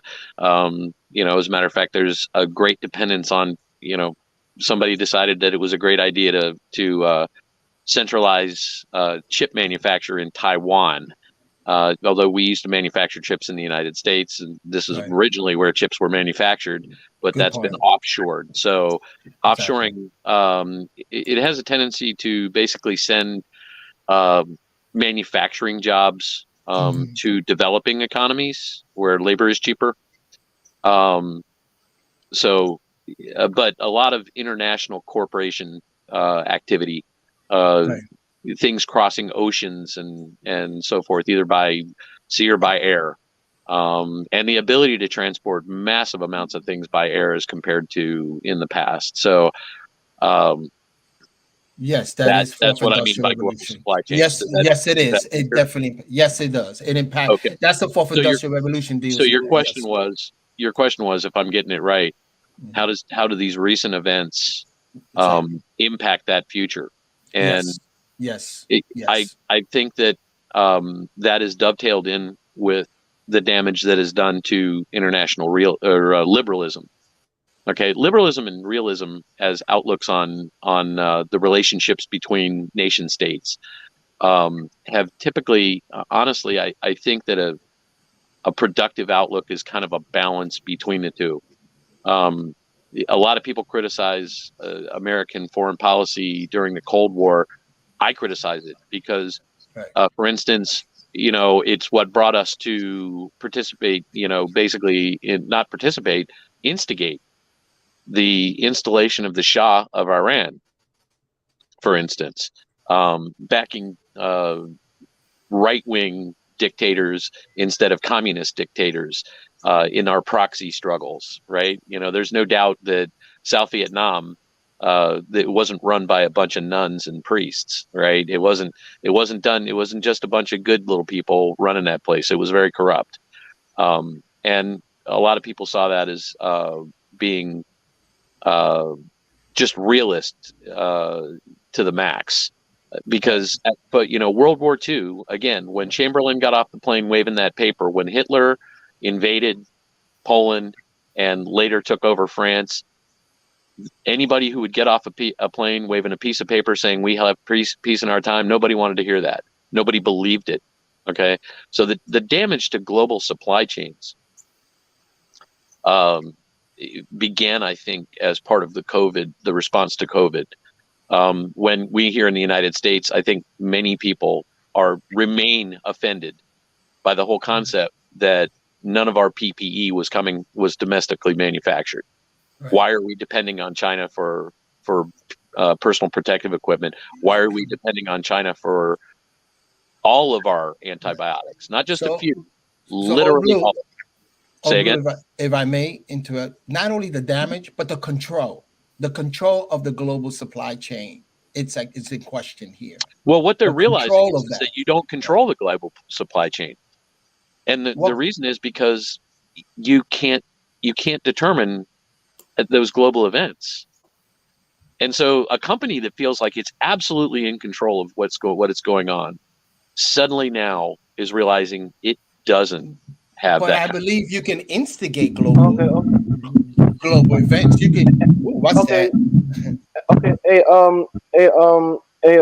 Abhijit, how you feel about this global supply chain, global commerce, the real world effects that are taking place right now because of this conflict, the real world effects that's going to affect near future, mid future, and distant future, but the permanent, the short range and permanent effects to all human development right now. Like this war, how far does the reverberations of this war go, and how does it affect everything that we're coming into as a human society? So I personally feel that we're looking at the beginning of the end of globalization. And see, that was going to happen irrespective because of additive 3D manufacturing and things like that. Because, you know, the first things that were going to get replaced in 3D manufacturing were the sort of low quality products where China started off its manufacturing prowess, you know, toothbrushes, light bulbs, simple things like that. 3D manufacturing has to progress a lot to be able to do complete manufacturing in that sense. But what it can do is start off by replacing the lower end. So India's inability in the last 70 years to enter manufacturing gets deeply affected. Now, India has to look for other sources of growth. China, which based its growth on these low products, now it's moved kind of to a middle quality production rung. It's going to have a lot of its wealth probably taken away from it in terms of 3D manufacturing when 3D manufacturing matures somewhat. This was kind of a foregone conclusion. The problem is the global system was based on a perpetual expansion of the economy. The premise of it was growth, growth, growth, growth, growth. And this was the genius of America. Because remember, Britain wasn't a capitalist power, it was a mercantilist power. It colonized other countries to create markets for its own products. America didn't do that. America was a pure capitalist power. It created markets so that they would become more and more wealthy to absorb products, but they could also enter the production. So everybody grows together. The first impact of all of this is, and it's very curious that Silos brought up, I'm not going to get into the Internet of Things, but I'm going to get into the information age in general, is that what you're going to see is a splitting of the internet. China already has the Great Wall of China. Russia, because it's been banned from YouTube and things like that. Russia today has been banned from YouTube. Russians have been banned from TikTok, etc., what have you. You're going to see a fundamental fracturing of the internet. That's where it's going to start. India is in so much alarm over what YouTube and Twitter and things like that have done to Russian handles and Russian media and things. We're coming up with a data localization law either next week or next month, which will force everybody, Google, Amazon, Facebook, Twitter, everyone, to localize their data in India. All right. So anything to do with India, Indian data, Indian generated user content, Indian everything will have to be stored on servers in India. And that is the beginning of the end of globalization. How is it going to go? Where is it going to go?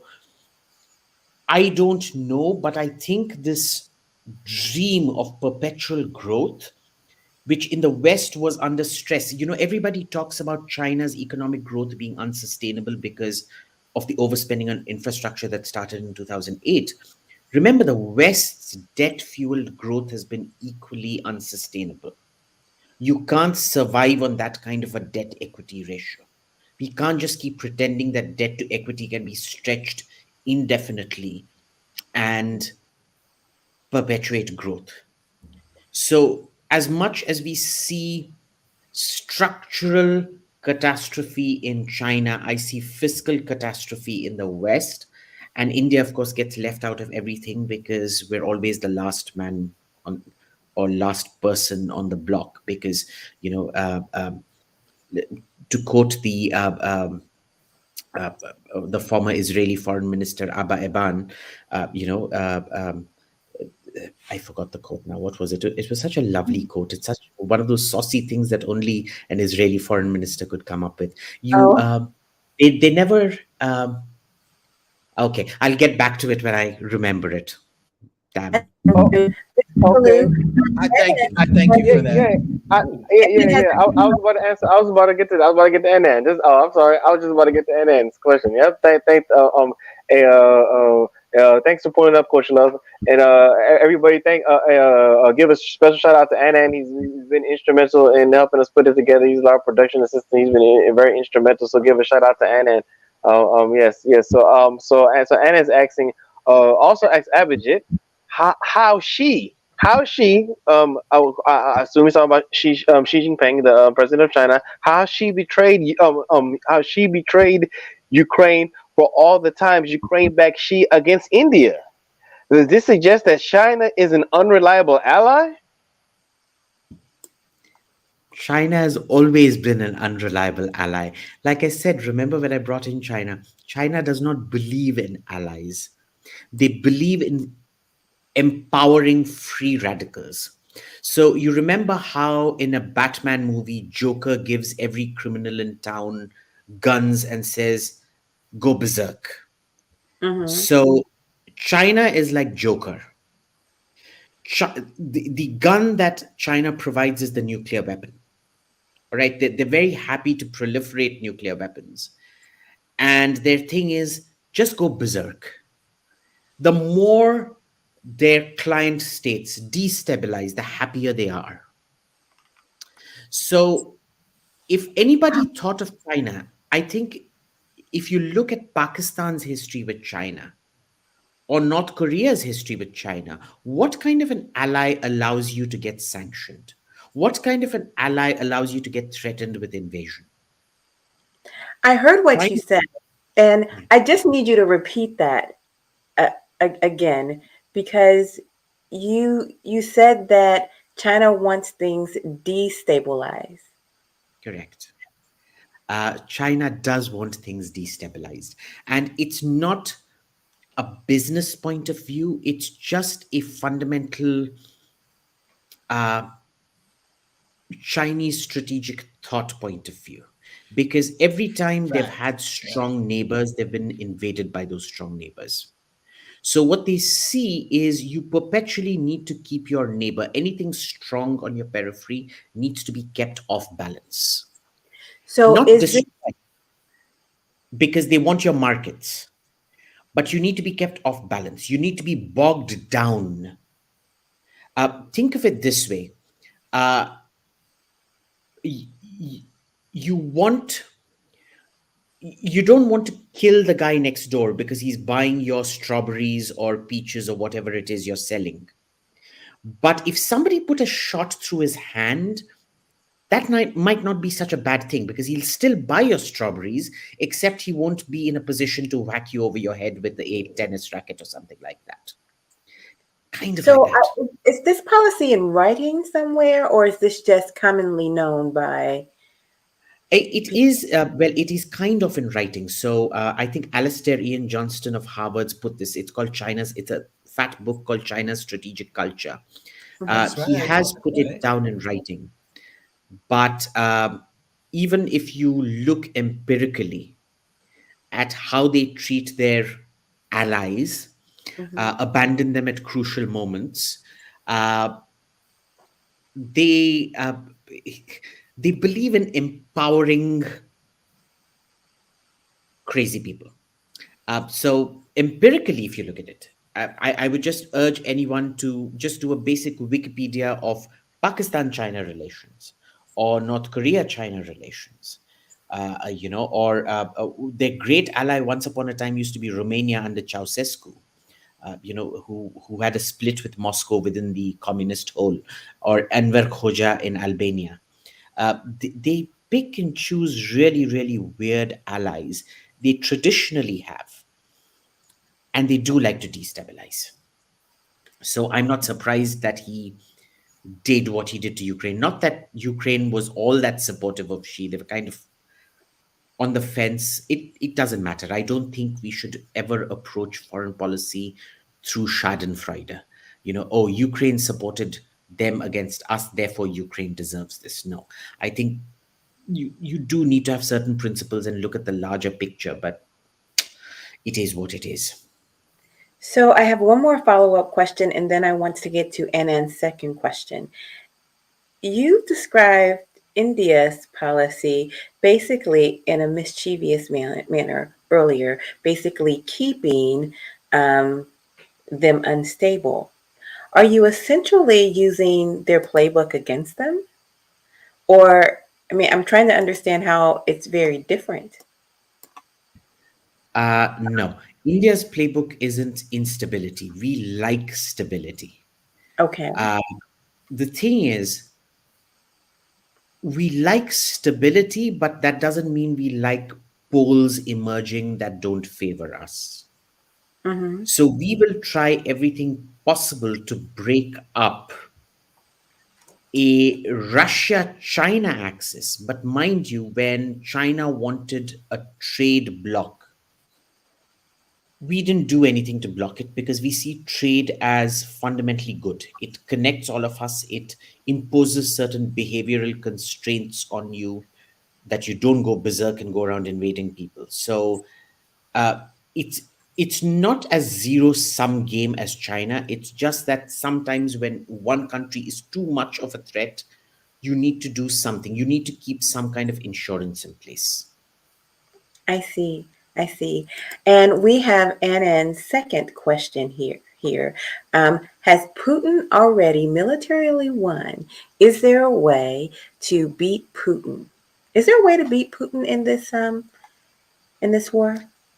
Do you remember that famous scene in Star Trek where they're playing 10-dimensional chess and Mr. Mhm. Spock is being all logical? And the chap who defeats him because he's not playing to logic. I see. So here's the thing, we're assuming that Putin wants a certain set of things. What if he doesn't want those things? I don't think Mhm. Putin's won militarily yet. I think there's going to be a very long, drawn out conflict like Chechnya. Russia spent almost, 15, 20 years trying to pacify Chechnya. I think they'll spend at least that long, if not longer, trying to pacify Ukraine. But you can't checkmate a man who is playing, you're playing chess, he's playing Chinese checkers. We're playing two different games. So how are So you who's going to check playing the Chinese guy who's, checkers? Which one is playing Chinese checkers here? that's what I don't know. I Oh, don't. oh my goodness. Oh my goodness. This has been amazingly enlightening. I must tell you, I have more questions than I do answers at this particular point. I really would like you to come back again because I think that you could share with us more of the historic perspective of the participants of the war. You I'd know, love to do that sometime. Yeah, absolutely. Great. Hold on, please. I think Old Blue is back. He might have some final words to share as well. Old Blue, don't leave Abujet. He might ask you a question. Yeah, that was trouble. I accidentally left and could not get back in. It was challenging. So now I've lost my avatar and the whole 9 yards. It's been terrible. I Uh, see. yeah, no, Abhijit. All I can say is your viewpoint is it's awesome to hear. You do a great job of conveying it, and it's great to hear that perspective as could only be given by somebody who's in the middle of it. So, I mean, it just incredible. Loved hearing you speak. It's been great to virtually meet you. So I really do appreciate your, everything that you've talked about. The way that you conveyed it has been flawless. It's just been really, really interesting to listen to. Um, I think there's been some really good questions tonight about uh,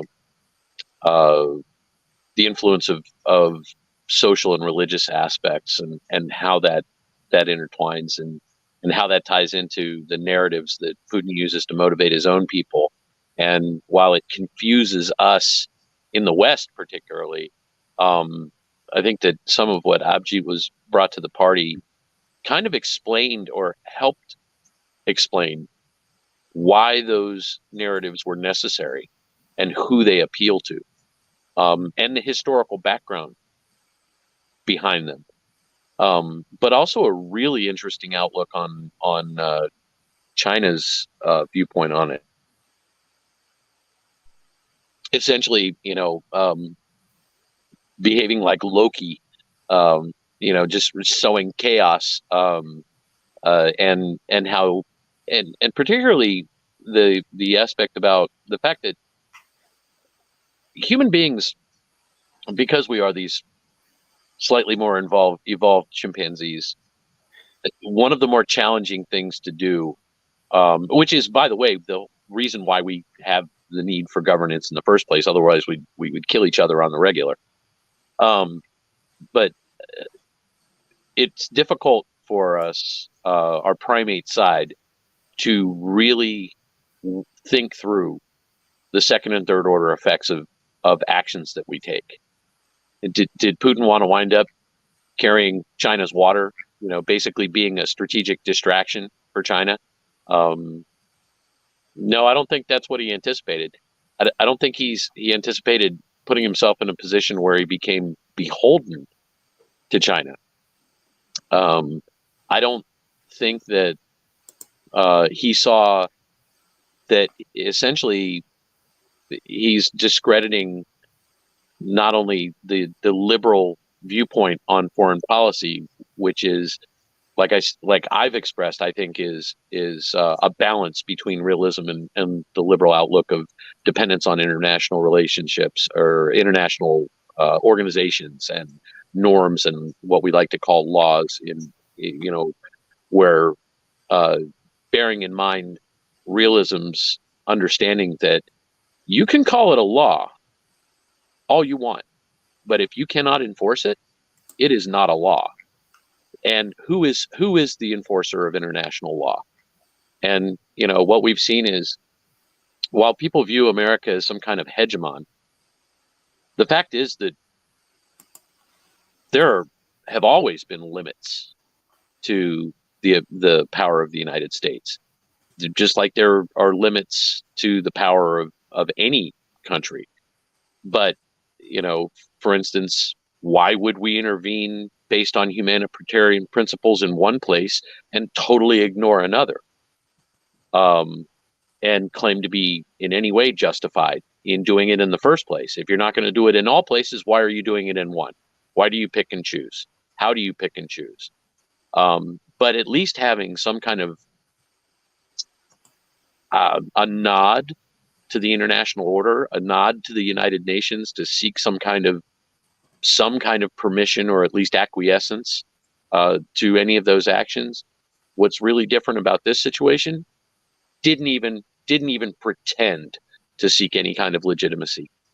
And so Ukraine is going to have those long-term impacts of changing the way that many people look at international relations, changing the way that people look at the issues of global supply chains and globalization.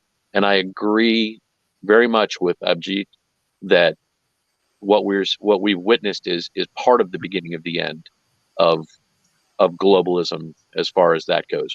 And quite honestly, what it is a demonstration that as a human race, we're not ready for that. We got over our skis, as they say, and unfortunately, we've created vulnerabilities, and we've all done it, the East and the West. We've created vulnerabilities for ourselves that are now, I don't think the word exploit is a good word for it. There are some exploitations being made on that, our trust, our belief in this emerging new world, which many people bought into and some people never bought into. But there's been this zeitgeist, if you will, that globalism is inevitable. And I think what's happening is that realistically, again, we're not ready for it.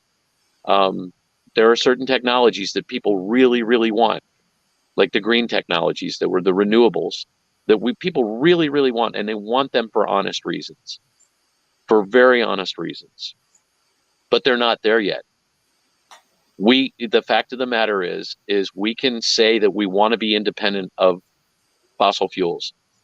And what we're finding is that it's not ready for prime time, not completely. Hopefully it gets developed in that direction, but it's vulnerable at this point. The fact is that Germany still depends on Russian natural gas to light the lights, to heat their homes. China just stuck a thumb in the eyes of environmentalists worldwide by upping their coal buy by 100 million tons a year from Russia to help take up some of the slack in their economy. Why? To empower their Loki to run around and make mischief and annoy Western Europe. What I think missed in this conversation, we just didn't have time for it, was something that I would love to have a conversation with Abhijit about, in that Eurocentric view, and how the Russian identity is also tied around this sense that Western Europe has never ever viewed Russia as an equal. They've always been, Russia has been the bumpkins. The way that Russians look at Ukrainians as being the bumpkins, okay? Europe has always viewed Russia as the bumpkins, and how that impacts the Russian psyche, the Russian soul, as you will, and drives resentment and a need to, just as an aside here, we just witnessed a repetition of history. Well, they say history doesn't repeat itself, but it often rhymes.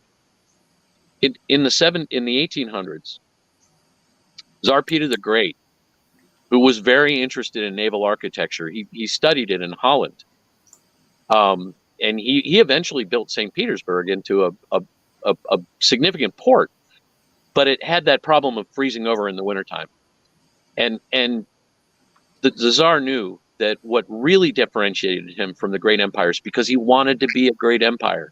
Russia wanted to be a great empire. But he knew empires have navies, ocean navies, and they're able to exert their power well offshore because of that. And so he built a magnificent navy on the Black Sea, all new construction. The Turks said, "Hey, dude, that's a beautiful navy you got there." And the Tsar said, "Yeah, thanks. I really like it. Don't you? It's pretty, and they're all very modern." And the Turks said, "Yes, very beautiful. Would love to see you try to get it through the Straits of Bosporus. Love it. Pretty sure our artillery can make a mess out of it pretty quickly. That fleet is never leaving the Black Sea." That is also that dynamic. Russia started to look, as they're building this empire, and they'd already subsumed a significant part of Central Asia, looks to the south and sees what? They see a gorgeous deep water port in a country called Afghanistan. That port is now Pakistan. But Old Blue, this all ties together. It all ties. Because the reason Old Blue, because I really love all of us to come back, and we know it's an ongoing story. It's so much to cover. The one thing I want to say, before I get the final word to Abhijit, is that I think we all can agree that this is a reality check on our geopolitical situation for all of us, right? That's the one thing. This is a reality check. Sometimes, sometimes we need it. It's a shock to the system. It's a reality check. I don't know if you're gonna say it's changing. I don't know if it changed anything or just made us realize things that were always there that we took for granted. To be things that we thought it to be more powerful than it wasn't, and we thought some things to be weaker than it wasn't. It's a time for negotiation on some level, even if it's just in our personal thought of our geopolitical situation, or is it in the structures and institutions that define our geopolitical order? So that's my takeaway from this first session. Russia, Ukraine, the reality check. Well, thank you. And this has been magnificent. Abhijit, you really lit up when Blue asked you that question. And so I am dying to hear your answer to that question. Could you just quickly summarize that question again? I've been caught up in... Yes. What he asked you was about the way that Russia looks at Ukraine. That is the way that Europe looks at Russia, and he talked about how that's been building on their psyche and how that might be affecting the notion of war right now. And so when he asked you that, I mean, your face really lit up. I was like, oh, well, what is the answer to this question? So I'm going to keep it very short. Why it lit up is in India, we've been watching the European and North American narrative on Ukraine with just astonishment at the blatant racism we've seen on BBC or MSNBC and things like that. These are blue-eyed, blonde-haired people. How dare you bomb them? As opposed to, all the brown people and the black people and the yellow people that you get to bomb, Mhm. So validation, the need for acceptance is such a powerful element of conflict and foreign policy. And Old Blue in that sense nailed it. Russia never, for a long time under the Rurikids, it never had this need for Western validation. But under the Romanovs, and ever since the Romanovs and this Europeanization of Peter the Great, they've always felt this need to be more European than the European. The fanaticism of the neo-convert, the fanaticism of the neo-European. And if you actually look at the genetics, Razib Khan on his Substack has done a fantastic study of the genetics of Ukraine versus Russia. Russia has incredible genetic diversity. A modern Russian living in Moscow with blonde hair and blue eyes has Mongol blood in him. He has Turkic blood in him. He has Inuit blood in him. He has all kinds of Eastern Oriental blood in him that a Western European who looks superficially the same does not. Ukraine, on the other hand, is extremely homogenized in a very strange way. So, on one hand, Europe's looking down on Russia had a lot to do with genetics and Orientalism on one hand. On the other, it's just when somebody as big as Russia descends on the scene whose culture is completely different from yours, whose thought process, everything is different from yours, there is the natural tendency to other. And I've always seen this in dealing with Russia. Why would Europe accept America, which eclipsed Europe and technically should have also been othered, was not othered, but Russia was? Russia always sees it from that perspective. And one of the lines we've always, I can tell you as an Indian, one of the lines, it's one of the fantastic insecurities of the Russians. We try to tickle and play upon. Every time we meet the Russians in track twos and things like that, we're like, you're not really Europeans. You're one of us. The Mongols invaded us. The Mongols invaded you. We're kind of like Mongol cousins. So let go of them. Let's screw China together. That's always been a sort of pitch to the Russians. It works great for us. So your misfortune is our opportunity. Wow. Mr. Pelu, I would say this is the place to pick up next time. Would you agree, sir? I think he agrees. He's on mute, but I think he agrees, right? No, this is the place to pick up. Yeah, I'm sorry, I was doing technical because I was trying to get Old Blue back in. He says he's backstage. I'm trying to tell, but yes, this is the perfect place to pick up.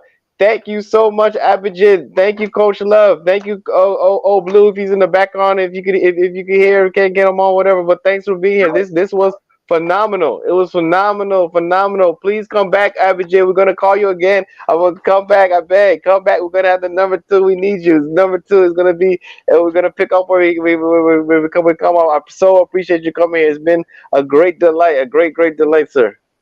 This was great fun. Thank you, Mr. Pelu. Thank you, Coach Love. Thank you, Old Blue. I don't know where you are, but thank you so much. See you guys. I'd love to be back. Wow. Wonderful. Don't leave just yet. I do want everyone to know that next Sunday, Julia is going to come and she's going to give us a personal look at her life and her family as she grew up in Ukraine. So that is going to be magnificent. Oh, Blue is actually not quite backstage. I did see him trying to get back in. But something was going wrong on his end. If he would like to come back before we fully wrap things up, that would be fantastic because I would love for him to say goodbye. We'll do a brief debriefing backstage. So don't completely log out when I turn the show over and end it on screen. I just want to say to everyone how humbled and thankful I am that I have the opportunity to spend this time with you and to learn with you and to explore with you. You have no idea how much your presence helps develop my soul. So I thank you. And I also want to thank Mr. Pelu for all the magnificent hard work that he did on this program and contacting everyone. Abujet, I'm chasing you down and I'm hunting you down to come back and be with us and hang out with us and just help us give us a world perspective. I mean, if there was a such thing as bringing the tea to a global perspective, sir, you gave us the tea on a global perspective. So, I mean, I have to say, I've just never had that experience before. So, the tea was hot, sir. The tea was hot. Annan has come up really quickly, and he has been Mr. Pelu's right-hand man. What do you have to share, Annan? Nothing to share. I just intended to sit in the background, not to be on the stage. Oh my goodness. Well, anyway, just thank you, everyone. I continue to remain incredibly grateful just for your presence. Oh, I see old Blue trying to use his technology to get in. I'm not sure if he's going to make it, but I will invite him back next time. Just thank you, everyone. Absolutely thankful. I'm just eternally grateful and humbled by what we get to experience together. Bye-bye for now. I want to thank everyone. Thank you. All right. Thank you, everyone.